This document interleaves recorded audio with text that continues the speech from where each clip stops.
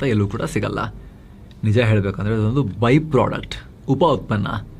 ಬೇರೆ ಯಾವುದನ್ನೋ ರೆಡಿ ಮಾಡಬೇಕಾದ್ರೆ ಉಚಿತವಾಗಿ ಸಿಗೋ ಒಂದು ವಸ್ತು ಇದು. ಈ LPG ಉತ್ಪಾದನೆಗೆ ಮುಖ್ಯವಾಗಿ ಎರಡು ದಾರಿ ಇರೋದು. ಮೊದಲನೇದು ನ್ಯಾಚುರಲ್ ಗ್ಯಾಸ್ ಪ್ರಾಸೆಸಿಂಗ್.